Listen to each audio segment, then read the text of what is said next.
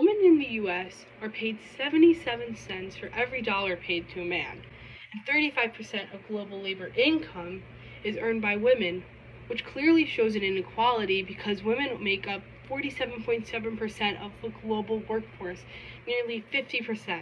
Now, two main factors can lead to women earning less money than men.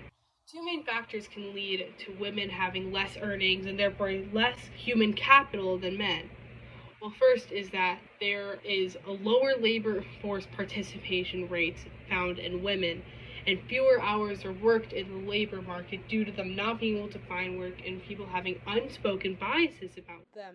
They also deal with lower pay, and even though there are laws to regulate this, due to unconscious biases, lower pay for women happens constantly. These factors keep women in a productivity trap, in part due to social norms regulating them to unpaid hair, informal work.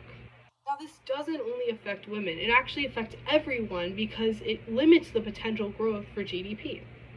Economic growth increases when more people are working, and if we have people that can work but aren't due to dated expectations of society, our economy isn't growing as quickly as it could be. We already see people being affected by this. In fact, on a per capita basis, gender inequality in earnings could lead to losses in wealth of up to $24,000 per person globally.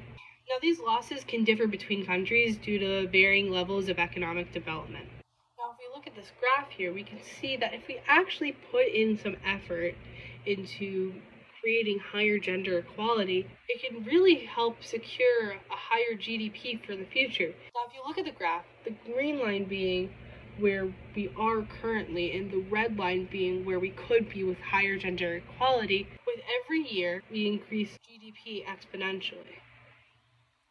In fact, according to the McKinsey Global Institute, it is estimated that if women's equality in the workforce was advanced and there was an increase in the amount of women working, this could add up to 12 trillion US dollars to the world's yearly GDP over the next decade alone.